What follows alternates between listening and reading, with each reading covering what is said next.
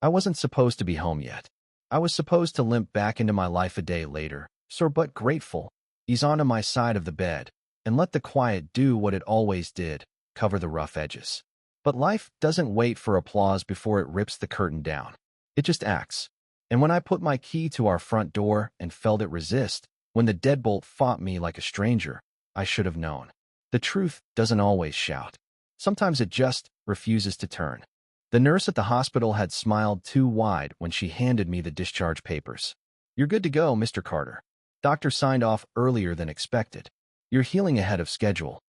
Her smile was a bright, floating thing that never quite reached her eyes. I nodded and told myself that the hollow throb in my chest would pass.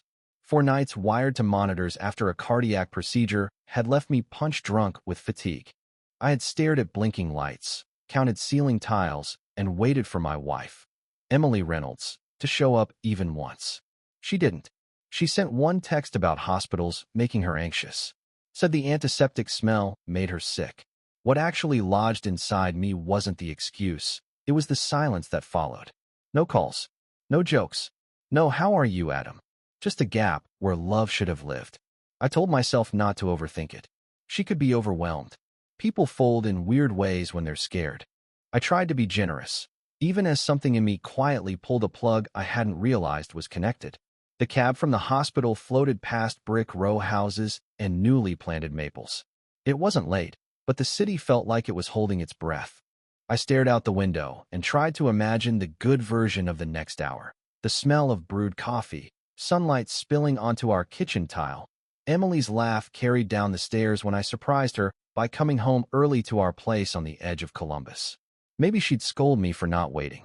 Maybe she'd cry with relief and call me dramatic. Maybe we'd both pretend the last week hadn't been one long, empty hallway of unanswered messages. When the cab turned into our street and the driver eased up the brakes, the scene traded my fantasy for reality with an indifferent swap. Emily's car was crooked across the driveway like it had been abandoned mid-thought. She was a presentation person, always controlled, always framed, always straight lines. The crooked car felt like a scream whispered into my ear. I stared a second too long, felt a tug low in my sternum where stitches hid under white tape, and told myself the ache was just the healing. "Need help with the bag?" the driver asked. "I've got it," I said, voice thinner than I wanted. I stepped out into the cool air, shouldered my overnight bag, and listened to the neighborhood's quiet. A dog barked somewhere blocks away. A lawnmower coughed to life and died. When I slid my key into the lock, it caught. I jiggled, pushed, and the bolt gave with a soft complaint, like a door waking up in the middle of a bad dream. The house was dim. No music. No skillet singing on the stove. Just a pulsing, warm light from upstairs that felt like a heartbeat. I didn't call out her name. I didn't announce myself. I stood there with the bag strap cutting into my shoulder and knew, without knowing how I knew, that sound would make me fragile. I needed quiet.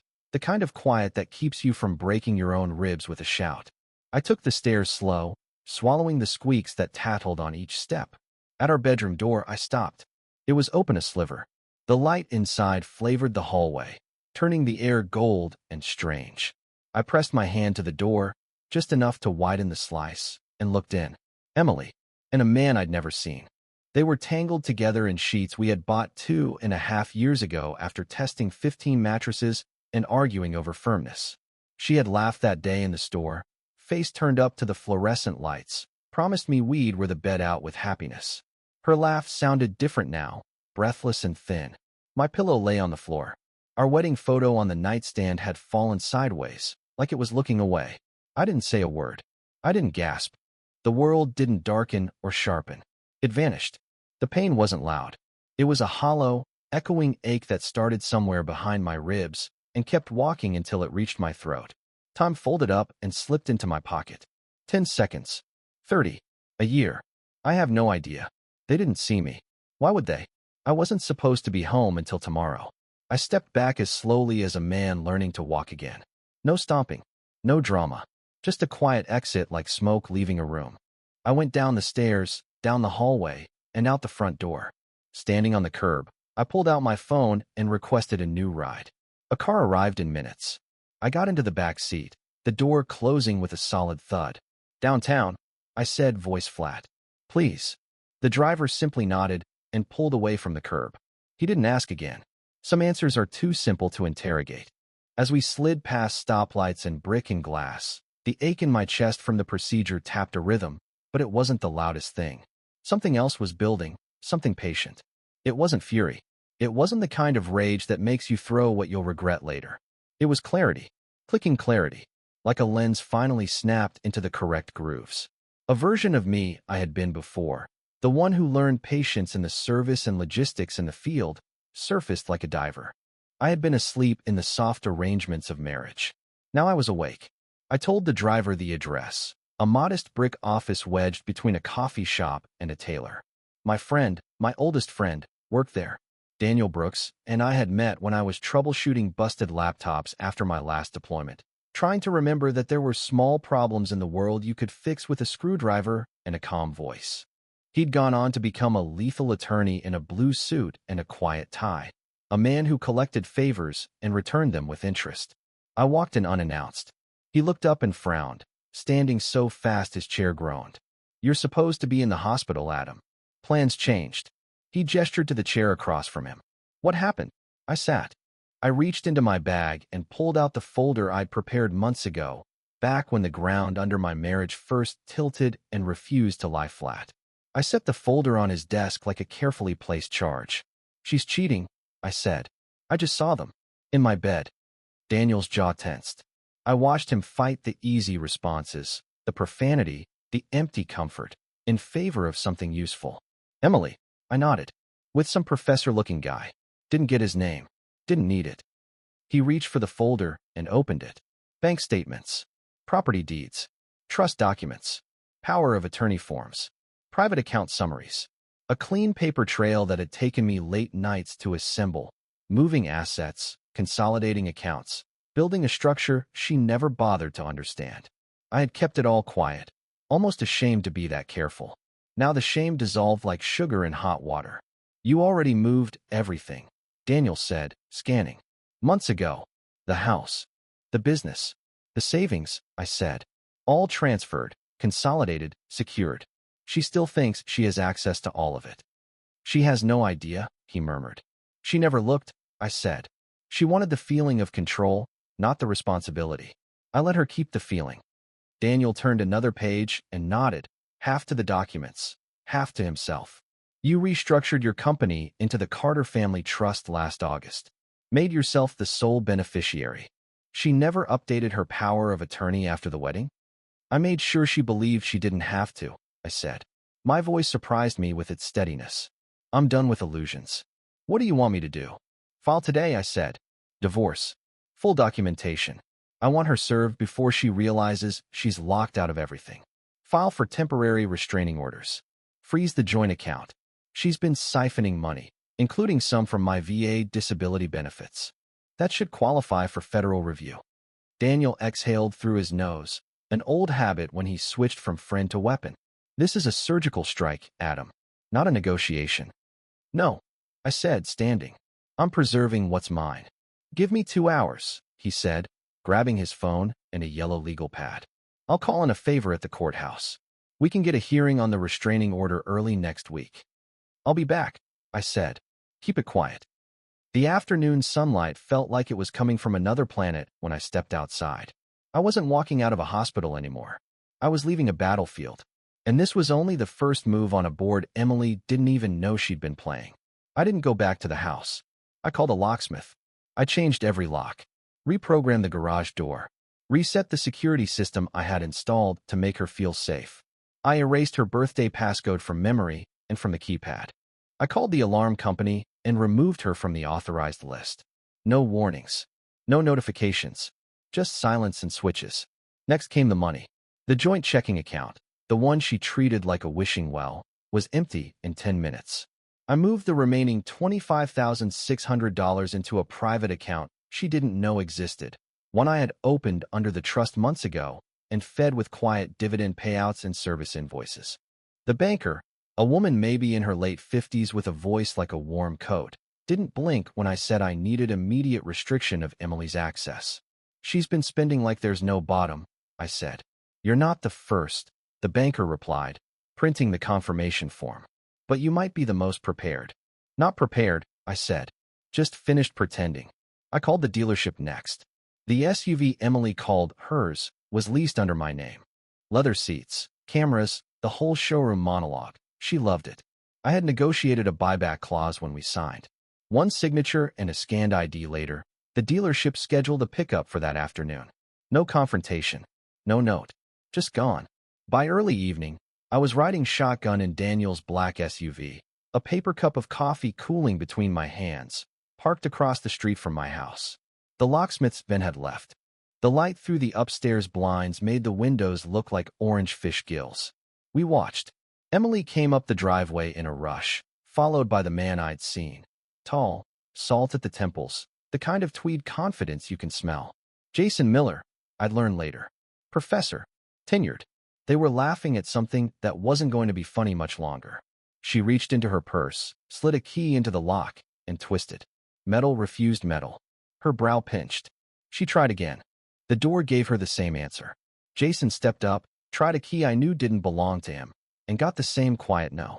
Emily knocked, then pounded. Adam, open the door. Stop it. This isn't funny. She paused, phone in her hand, thumb stabbing at the screen. I watched her realize her card had probably been declined.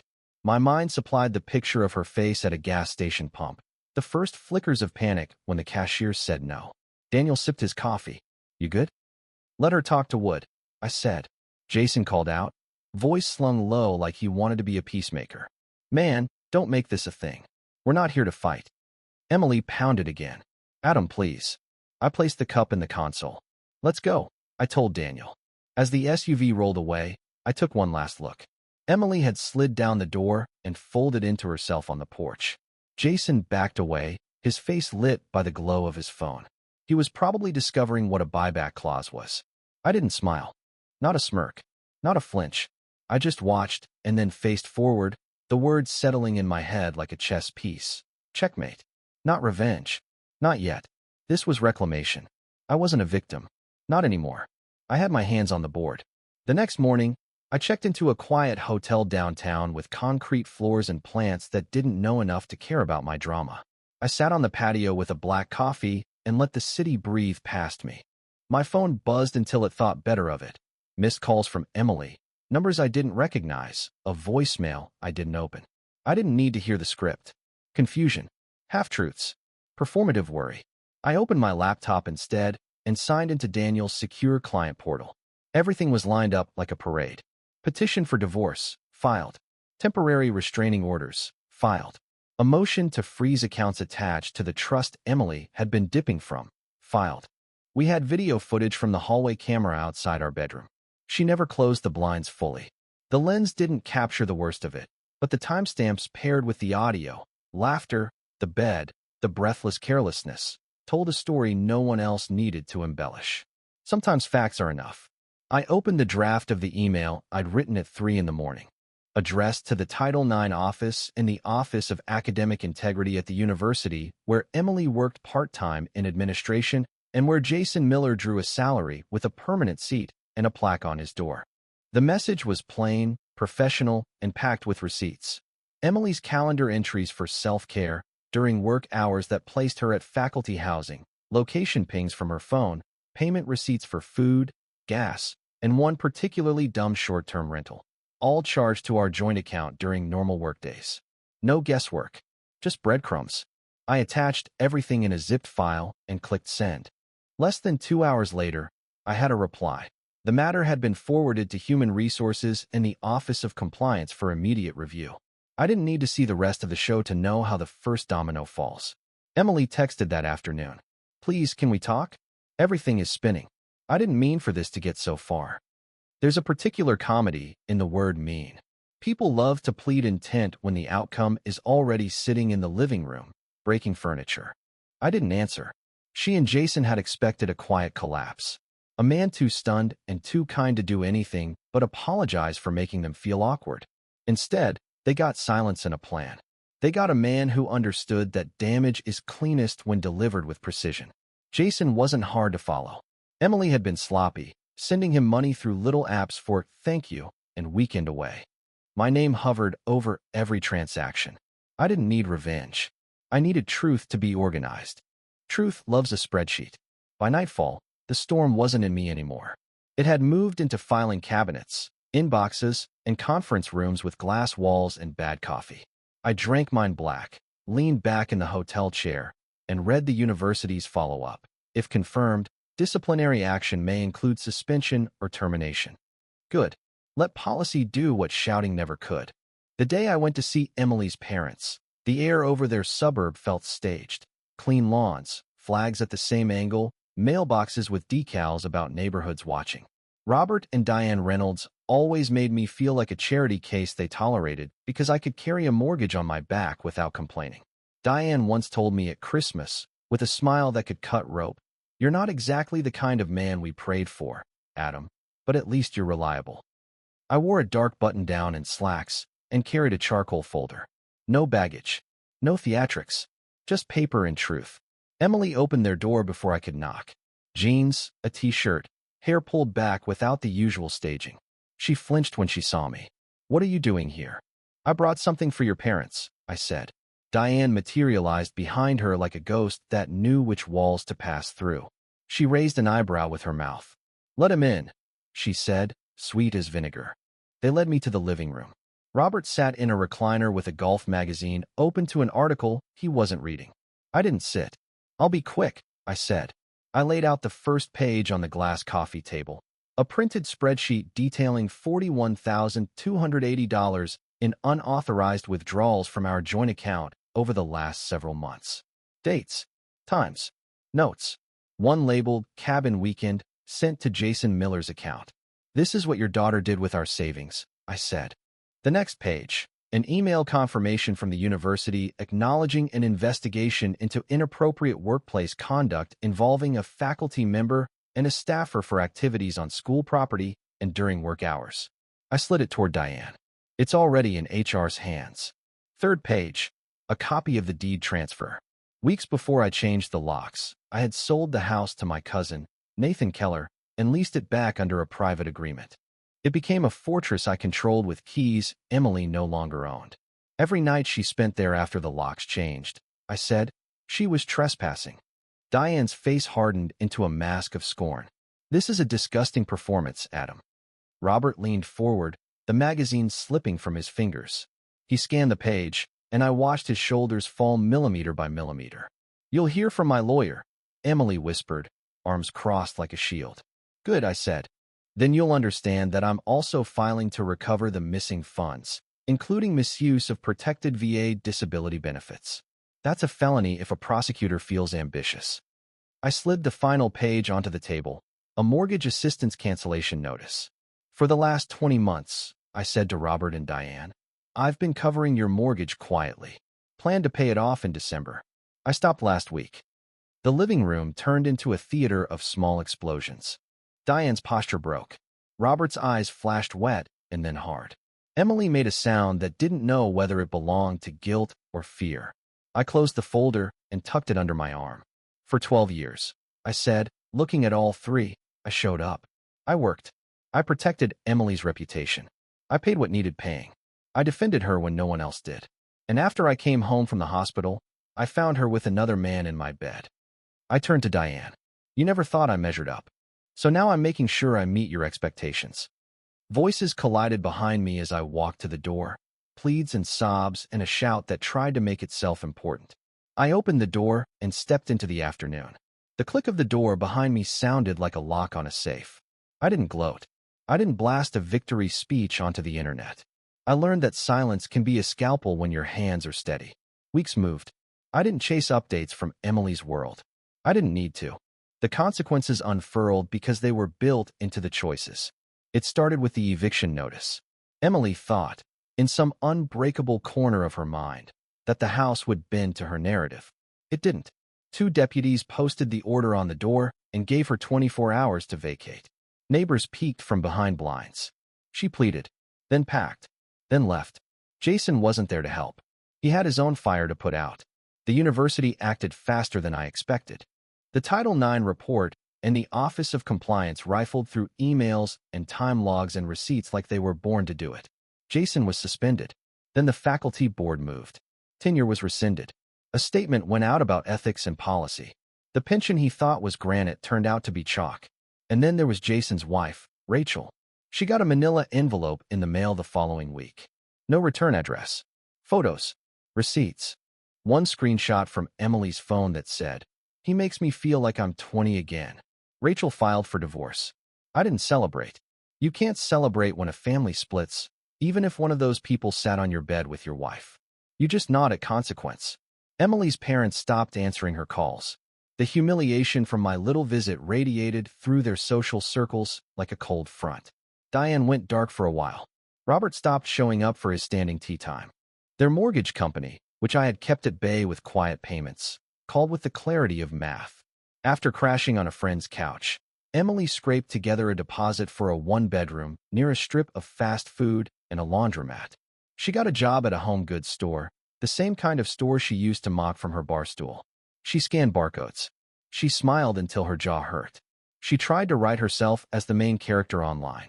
Vague posts about healing and gaslighting and emotional abuse, black and white quotes in curly fonts, selfies with red eyes. People rallied. That's what people do when they don't have the facts. They love a story that lets them be kind. I made a burner account and left one comment. One sentence. Did you tell them you slept with another man in your husband's bed while he was recovering from heart surgery? It wasn't poetic. It didn't need to be. The comment gathered likes. Then questions. Then friends who realized that mercy doesn't require blindness. She lost followers. She deleted posts. She went quiet. I didn't say another word. Truth was busy. I kept my eyes on my own road. 1 year later, I woke to lake water tapping the posts under a cabin I'd bought near the VA hospital on the edge of a state park, a small place you could drive past without noticing. 2 bedrooms. A kitchen that accepted its limits. A fireplace that turned winter into a friend who stayed just long enough. I sometimes went fishing, not because I expected to catch anything worth bragging about, but because standing calf-deep in still water is a sermon without a preacher. Some afternoons I volunteered at the local Veteran Resource Center, helping guys fill out forms without drowning in them, pointing at the line where they needed to sign, sitting with a couple of them while they unshouldered a weight that didn't have a name. I understood that weight in my bones. Not just the kind that comes from a deployment, but the kind that lives in your house and wears your wife's perfume and makes your bed smell like someone else. 6 months after the divorce was final, Daniel and I launched a nonprofit aimed at helping military families keep their footing when the ground hits a slope. Legal representation, temporary housing, emergency funds, childcare vouchers when a court date didn't care that someone had a shift at the same time.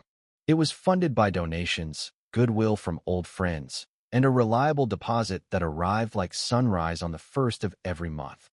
$5,200. Court-ordered restitution from Emily Reynolds for the money she siphoned from our accounts, including the protected disability benefits she had either ignored or pretended not to notice. I never touched a cent personally. It went straight to the nonprofit. Not out of spite, but because something broken should become something useful if you can help it. People sometimes ask if I miss her. The question lands in my chest like a small bird that doesn't know where to perch. I always give the same answer because it's the only true one. I don't miss Emily. I miss the woman I believed she was. There's grief in that, sure, but it's the kind of grief that doesn't demand attention. It just lives in the corner quietly, reading a book. I haven't seen her since the day I set the folder on her parents' coffee table. I don't know where she lives now. The deposits arrive. The world keeps moving. My heart beats steady, a little louder than before, as if to remind me I'm here and not where she left me. I thought I'd carry rage for years, wear it like a jacket even in July. I thought I'd replay the scene in our bedroom until the paint peeled from the walls in my mind.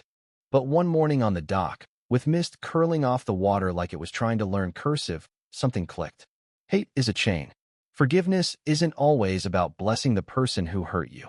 Sometimes it's the bolt cutter you use on your own wrist. I didn't forgive Emily in a way that would satisfy a priest. I didn't call it mercy. I didn't call it healing. I called it release. I let go because holding on kept me in a house I didn't live in anymore. There would be no return. No reunion in a diner where we both laughed at how young and stupid we were. Some bridges burn themselves while you're still standing on them. The only decision is whether you walk or fall. On my cabin table, A quarterly report from the nonprofit sits folded. This season we helped 7 families. One dad won custody after 3 hearings and a mountain of paperwork.